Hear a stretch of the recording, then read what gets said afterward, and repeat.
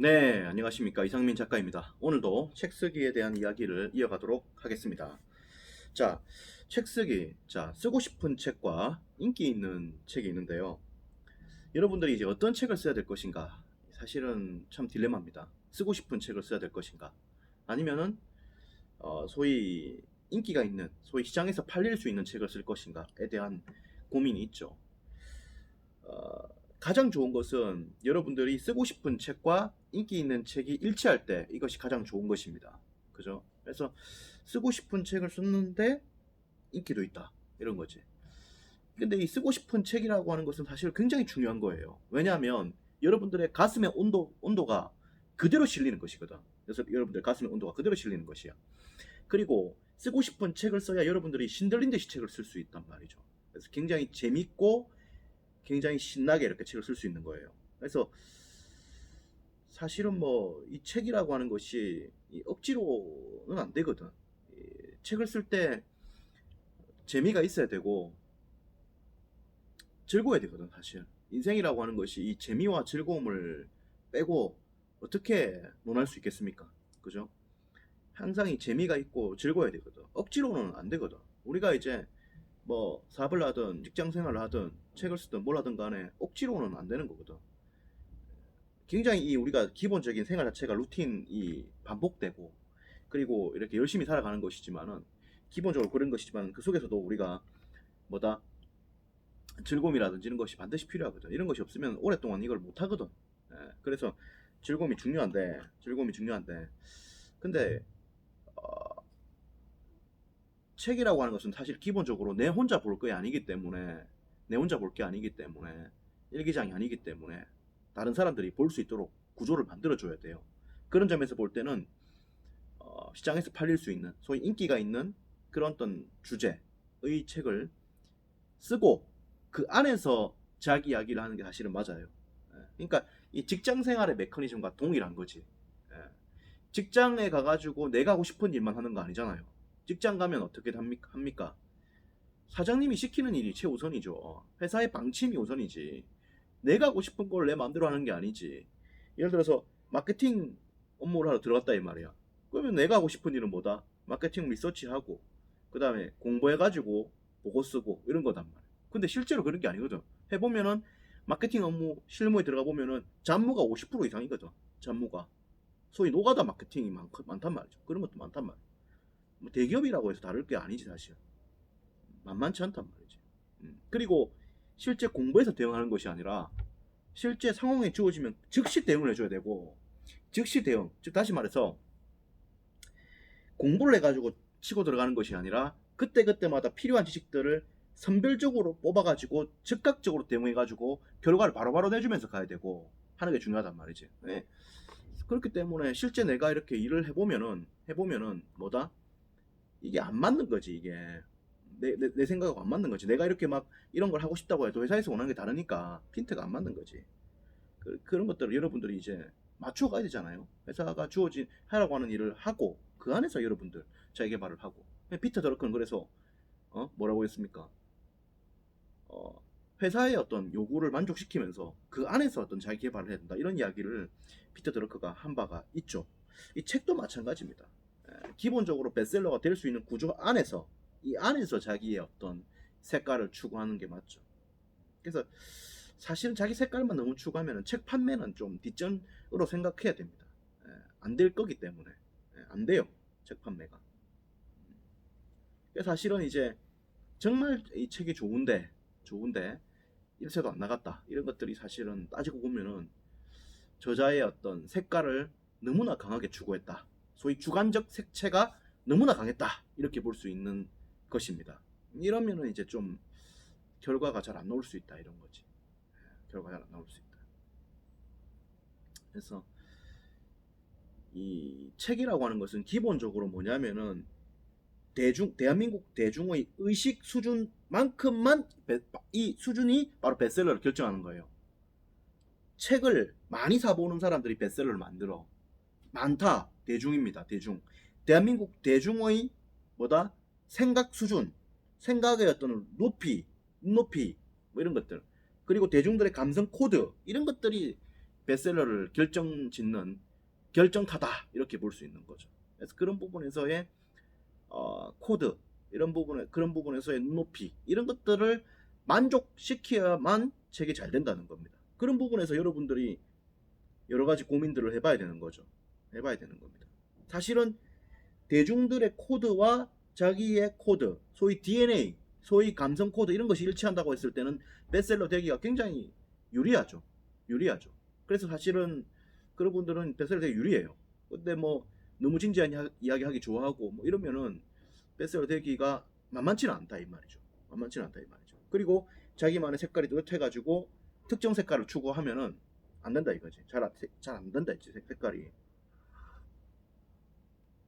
책이 잘 안 된다 이거지. 안 많게도 그런 게 있다 이거죠. 그런 부분에서 여러분들이 생각을 해봐야 된다 이거예요.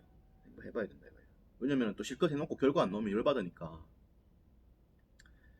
저도 이 책 쓰기 지도를 하면서 많은 것들을 느낍니다. 많은 것들을 느껴요. 지금 이제 기획출판 계약된 분들이 한 120명, 출판이 완료된 분들이 100분이 넘고, 그리고 종합 베스트셀러 1등을 한 작가도 며칠 전에 나왔죠. 어저께? 어제 아랫게? 이렇게 나왔죠. 이틀 전인가요? 하루 이틀 전인가 나왔죠. 그래서 많이 느낍니다. 종합 베스트셀러라고 하는 것은 대한민국에서 가장 많이 팔리는 책이라는 말이에요. 그래서 종합 베스트셀러 1등이라고 하는 것은 대한민국 전체 1등이란 말이니까 판매량 순에서 그런 책도 이제 우리 수강생 중에서 나왔습니다. 대한민국 전체 판매량 1등. 많이 느낍니다. 이래저래 해보고 하면서 이제 많이 느끼죠.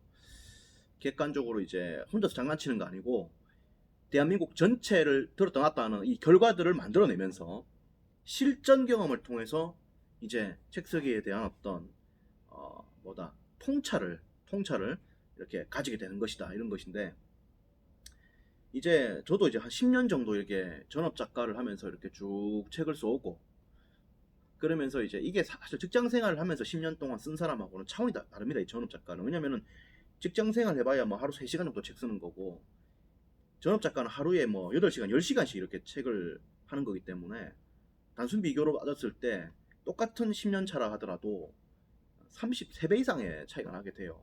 그래서 무르익고 이런 건데, 저는 이제 10년 동안, 정확하게 말하면 12년 동안 이제 책을 써온 건데, 그리고 이제 수강생들도 이제 100명 이상 이제 기획출판 계약 성공시키고 이제 베스트셀러 작가들 많이 만들어낸 건데, 그 많이 느껴요. 뭘 느끼느냐? 자기가 쓰고 싶은 책을 써가지고는 힘들다 이런 걸 느끼는 거지. 힘들다. 그럼 뭘 써야 되는데? 시장성이 있는 책을 써야 된다. 시장성이. 원고가 탁월해도 안 될 수 있습니다. 시장성이 없으면. 원고가 탁월해도. 예. 원고가 너무나 좋고 이래도 잘 안 될 수 있어요. 그렇기 때문에 시장성을 고려해야 된다. 원래 기본적으로 시장성이 없다 하더라도 원고가 탁월하고 독자들한테 도움 줄 수 있는 컨텐츠고 이러면 이게 출판이 되는 게 정상이야. 근데 기획 출판 안 돼. 왜? 입장 바꿔 생각해보면 이해가 됩니다. 왜냐면은 출판사는 이제 뭐 책 팔아가지고 이제 돈 벌어가지고 이제 직원 월급도 줘야 되고 이제 그 돈 가지고 집에 가져가가지고 이제 와이프 밥도 사 먹여야 되고, 그죠? 어머니한테 용돈도 줘야 되고 애들 학원도 보내야 되고 그런 거 아닙니까? 그러니까 책을 어쨌든 낼 때는 책을 팔아야 된다는 거예요. 안 팔리면은 안 되는 거잖아. 그러니까 책을 낼 때 굉장히 신중해지고 그리고 보수적일 수밖에 없다 이렇게 볼 수 있는 겁니다. 그래서 살떨리는 마음으로 원고를 컨택한다 이렇게 봐야 돼. 출판사에서는 살떨리는 마음으로. 에? 살떨리는 마음으로. 왜 살떨리는데? 잘 안 되면은 직원 월급을 못 주니까, 그리고 가정이 이렇게 힘드니까, 그죠? 그래서 살떨리는 마음으로 선택할 때 그 마음은 기본적으로 안전하고 확실한 길을 선택한다. 이렇게 봐야지. 그래서 모험 자체를 회피한다 이렇게 봐야 돼. 그래서 기본적으로 출판은 상당히 리스크를 이렇게 안 지고 가는 그런 어떤 것들이 강하다 이런 것들을 제가 느낍니다. 아무리 좋은 원고라도 조금 위험하다 안 된다 이거지. 그래서 그야말로 안전한 판으로 움직인다 이거예요. 쉽게 보면 이런 겁니다. 이미 검증되어 있는 유명한 작가 무라카미 하루키 이런 사람들한테 선인세를 10억을 주겠다. 팔리든 안 팔리든 관계없이 주겠다 이거야. 왜? 입도 선매하는 거지, 입도 선매. 그렇게 해가지고 간다 이거예요. 왜? 안전하니까. 그만큼 이 보수적으로 움직인다 이런 거예요. 그리고 이 대한민국 그리고 베스트셀러 트렌드 분석하면 나중에 얘기할 건데 그건 나중에 좀 뒤에서 이야기하도록 하고 어쨌든 그런 겁니다. 그래서 여러분들이 이제 쓰고 싶은 책을 써야 된다 이런 말씀을 제가 오늘 좀 드리고 싶은 거예요. 오늘은 이 말씀을 좀 드리고 싶은 것이고 그 인기 있는 책을 써야 된다 이 말씀 오늘 좀 드리고 싶은 것이고 그런 거예요. 그래서 책이라고 하는 것이 그렇다. 그렇다. 그래서 그런 메커니즘이 있다는 거예요. 메커니즘. 베스트셀러 같은 경우에도 대한민국의 어떤 그런 뭡니까? 대한민국의 어떤 그런 어떤 흐름들 이런 것들이 이제 대한민국의 대중들의 어떤 마음들 이런 것들이 반영되는 것이죠. 반영되는 것이죠. 따라서 대한민국의 전체적 트렌드를 읽을 필요가 있는 것이죠. 그래서 사실은 이 대한민국 사회에서의 베스트셀러라고 하는 것은 대한민국 사회의 어떤 정신 구조를 보여주는 것이에요. 정신 구조를 그대로 드러내주는 거예요. 그래서 베스트셀러는 대한민국 국민의 정신 구조를 일종의 독해를 한 결과물이다 이렇게 봐야 돼. 베스트셀러라고 하는 것이. 에? 뭐라고? 베스트셀러라고 하는 것은 대한민국 국민의 정신 구조를 독해한 결과물이 된 거야. 그러니까 이게 별다른 게 아니라 대한민국 대중들의 정신 구조와 맞닿아 있는 거야. 그대로 뭐 데칼코마니 찍은 거다 이렇게 봐야 돼. 데칼코마니 아시죠? 미술 이거 그림 이거 스케치북에다가 반 접어가지고 물감 칠하고 이렇게 접는 게 데칼코마니 아닙니까? 똑같이 나오는 거죠. 그래서 일종의 이 베스트셀러라고 하는 것은 대한민국 대중들의 정신 구조를 뭐한 것이다? 데칼코마니한 것이다. 이렇게 볼 수 있는 거야. 데칼코마니한 것이다. 그렇기 때문에 대한민국 정신 구조를 뭐다? 정확히 스캔하고 독해한 것이다. 이렇게 봐야 돼요. 그렇기 때문에 대한민국의 트렌드를 읽어줄 필요도 있는 거죠. 대한민국의 트렌드에 대해서는 다음 시간에 좀 더 이야기를 제가 하도록 하겠습니다. 까지 하도록 하고 그래서 여러분들이 인기 있는 책을 사실은 써나가면서 이 안에서 움직여야 된다 이런 이야기를 하고 싶은 거예요. 이런 이야기를 하고 싶은 겁니다. 자세한 이야기는 또 이상민 책쓰기 연구소에서 나누도록 하죠. 제가 매주 책쓰기 특강을 하니까 제 특강과 또 이렇게 코칭을 받으실 분들은 코칭을 또 받으시면 됩니다. 자세한 이야기는 또 나누도록 하겠습니다. 계속 제가 이야기를 좀 이어가도록 할게요. 네, 고맙습니다. 끄지나 고맙습니다. 네.